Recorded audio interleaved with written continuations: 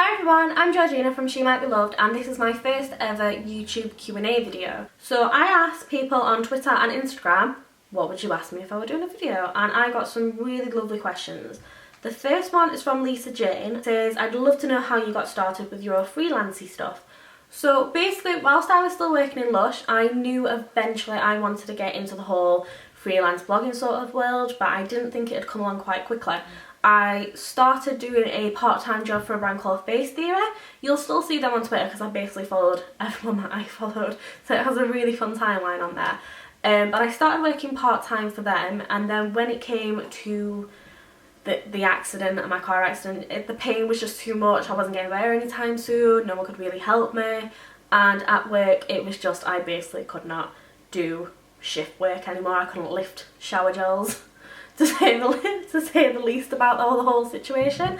I couldn't lift anything, I couldn't do the long hours, and it was an absolute mess. So I did go off sick for a month, and during that time I was doing freelance stuff, so I was trying to build up myself in the space of a month to basically see if I had the motivation, if I had the energy to be able to go freelance, and that month ended up being my busiest month of my blog.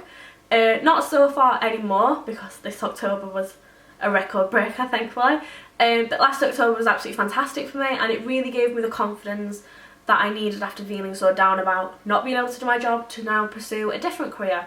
So I really would not recommend getting into freelance like I did. I basically jumped into it blindly, not knowing what I was doing, thinking I could work off one part-time job, and I know that it's gone well and I have made a career out of it now. I've got my own business, I travel a lot, I work with different brands. It has gone really well for me, but I definitely would recommend to put a lot of money to one side for one. Freelance life is quite difficult with people potentially not paying you on time, haggling your prices down, and if you want that job you might take it for slightly less. There is a lot of different factors that mean that you have to be very prepared, so talk to as many people as possible. I know a lot of people are a little bit hush-hush and don't want to help anyone out when it comes to advice, but anytime anyone's asked me about freelance stuff, they've got like a 5,000 word essay. Gemma from Dorkface for one, and she's now a freelancer. She's doing really well as well, but I basically gave her the hard truth that it's not actually an easy job. There is no guaranteed pay. Sometimes you're paid late, sometimes you are paid on time, sometimes there's more work and you can't handle it, some months that there's not enough work. It is a very stressful career choice, but it does give you the most freedom. They do say that freelancers basically work 80 hours a week to avoid a 40-hour-a-week job, and most weeks that is what I'm doing. But whilst I've not been well, it has been a lot better because I can get up and walk around, I can have heat pads on, I can go and have a bath midway through the day, which I wouldn't be able to do if I were working in an office. I can't exactly say, a bit tired now, I'm gonna go have a nap, I'll come back about 3 o'clock and carry on. But I can do that because I work for myself and my boss is very nice.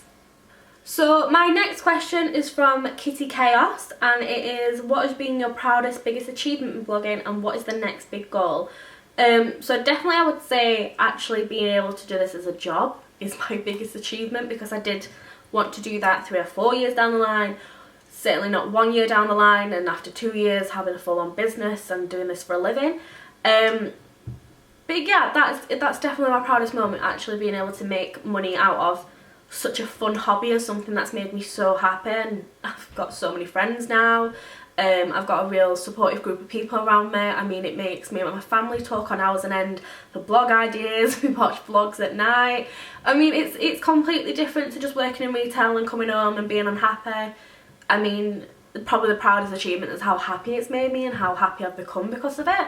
I'm a much more positive person now, which you probably can't see with all my tweets at the minute because I'm in pain, but I am a lot more positive. So what would be my next big goal? I should say something funny like world domination, but I actually don't know. I think I want to branch off more. So like, I've got She Might Be Loved, my actual blog, and then I've got She Might Be Social, my social media work. So I guess I just want to make more them bigger and better. Just want to make them more. Basically just want to do more of everything with more people, with more brands, more. I don't have a specific goal that I want to get to or something I want to do. Like, I never wanted to model, I never wanted to present, never wanted to win an award. I didn't want to do this full time for quite a few more years, but I've done all of them. Just like, see what's next. Another question is from Busy Little Fee, or Snow Fee. Have you considered offering e-courses on social media management? Now, I see these around a lot, and I've signed up to the free emails to see what they're all about, and they look super impressive, like with the graphics and all the information and everything like that. But I think there's so many different ones out there now that they're just, I don't know if I could bring necessarily something different or just give away the entire reason why people actually pay me rather than going to other people. So it'd be interesting to do. So this is a nice question on my Instagram. I think you're such an inspiration to so many of us curvy ladies. How did it all start for you, and how different is it to where you are now? So I never intended to be a fashion blogger. I never intended to do anything on clothes. I basically like my hair and makeup, and I was always wearing black for work. So it's not that I didn't dress nicely. I had a couple nice outfits, but overall there weren't too many places that I knew where to shop, and I was still 17, 18? 17, 18. So in a way I didn't feel like I was old enough to wear the clothes that were in my size, being bigger, because there's not that much choice for trendy and new clothes. So I could never dress like people my own age. I always had to dress slightly older. So I had to kind of make it my own. So my first fashion post was what I was wearing to work, and I think I've pretty much still got parts of the outfit because I just really love those. But it was just an outfit that made me feel really confident in myself, really dressed up for work, and it just gave me a real confidence boost, because I'd been able to put this outfit together that was really trendy and on point, and I had so many compliments on it as well. So it was kind of validation from other people saying that it was nice, and validation for myself knowing that I looked nice, that I just thought, well, you know what, I don't read anyone else online, because at that time I didn't really know about plus size bloggers, or didn't really read anyone. I just knew a couple of beauty bloggers. I wasn't really in the scene or read about it before I started it. I just started and then found the hashtags and then found everyone. So I was kind of blind to it all.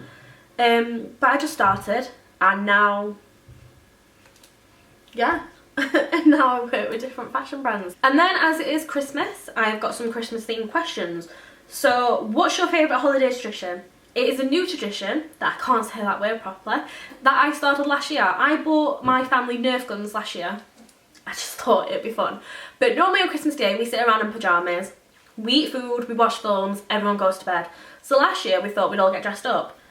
But at the same time I thought we'd buy Nerf guns. So it was basically like a scene from a really low budget film with James Bond. We all had Nerf guns. We had a huge Nerf fight for hours and hours and hours on end, and we were all dressed up.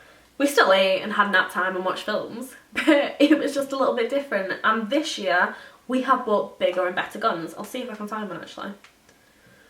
So if you can see that, I have got a double shot barrel zombie blaster this year. Seeing as I was buying the guns, I thought I'd buy myself a bigger gun to get the advantage. But it turns out that the new guns and the bullets that I bought from eBay so I could buy bulk for cheaper actually hurt a lot more than last year. We did have a practice run, or spontaneous fight, and it didn't end very well.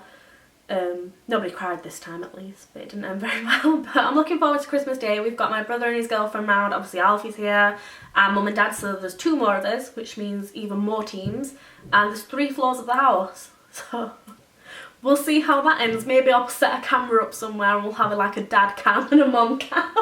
That might be quite fun. But that is my new favourite thing to do on Christmas. I've got another question on Instagram asking what is my favourite holiday food. I like all food around Christmas time, but especially prawn cocktails. That's something that especially comes out on Christmas Day. Last question is from Cat Cupcake, and it is, what is the bestest thing about Christmas? I think it's definitely the family tradition of nap time and food time.